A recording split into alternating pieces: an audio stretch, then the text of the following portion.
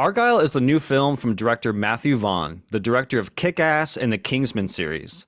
Argylle stars Bryce Dallas Howard, Sam Rockwell, Bryan Cranston, and Samuel L. Jackson. Argylle wants to be a fun, lighthearted spy movie, but ends up being a ridiculous cartoon movie that is about 40 minutes too long. This movie is 2 hours and 15 minutes, but it felt like 4 hours. It makes Killers of the Flower Moon seem like a short film.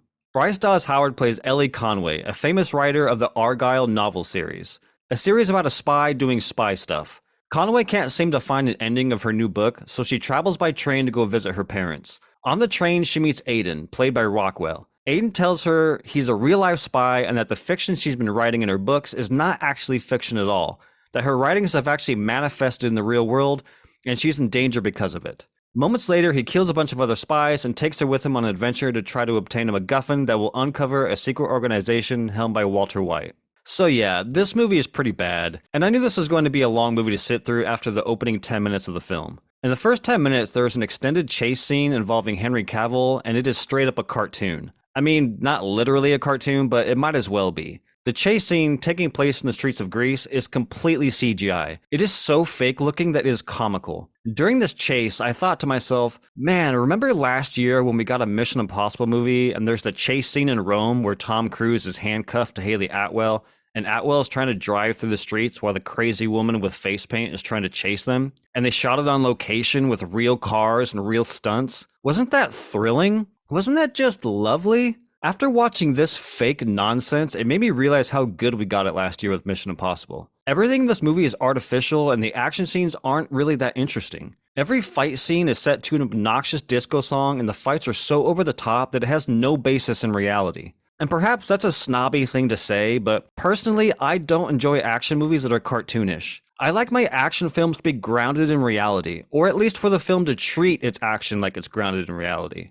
So there are two big sequences in this movie that I found to be absolutely unbearable. One is a hallway shootout surrounded in color, and I found that to be one of the most cringeworthy shootouts I think I've ever seen. Then there's a sequence involving a room full of oil that is so ridiculous and over the top that I'm pretty sure I lost some brain cells just watching it. I have a hard time enjoying films like this, that don't take anything seriously and present everything as over the top. But that's just my personal preference.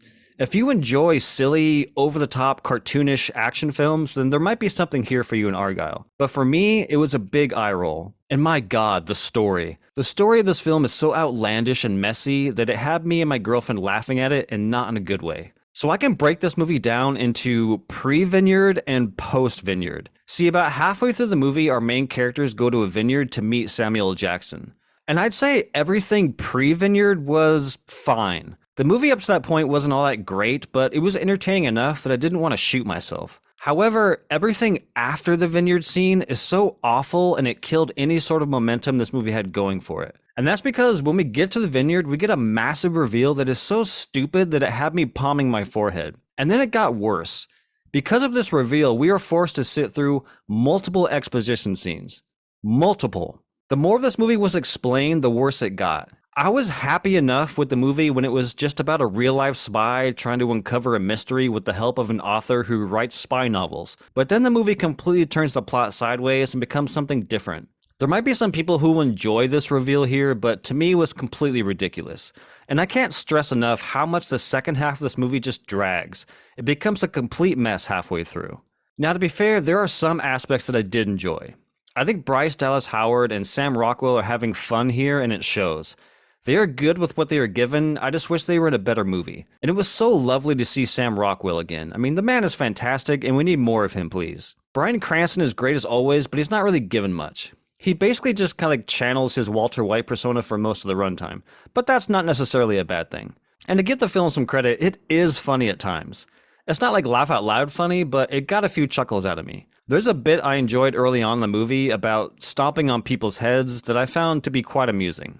And most of Henry Cavill's scenes, or snippets I'd call them, are pretty funny. Sadly, he's basically relegated to like quick, brief, slow motion moments where he just looks at the camera and smiles. It's pretty stupid, but stupid in a charming, fun way, if that makes any sense. Plus, I mean, it's Henry Cavill. You can't go wrong with Cavill. Other than those few things, I thought this movie was a complete waste of time and ultimately a bore. That second half really put a bullet in the head of this movie. However, like I said, if you enjoy these types of action movies, these cartoonish, not realistic, lighthearted types of action movies, then you might enjoy this more than I did. Hell, if those movies are your bag, then I would absolutely recommend you check this one out. Just be prepared to be completely bored by the second half. But if you're like me and don't enjoy these types of films, then I would not waste your time. There's nothing new or refreshing here with Argylle. Save your money, save your time, and go watch something else. I do not recommend Argylle.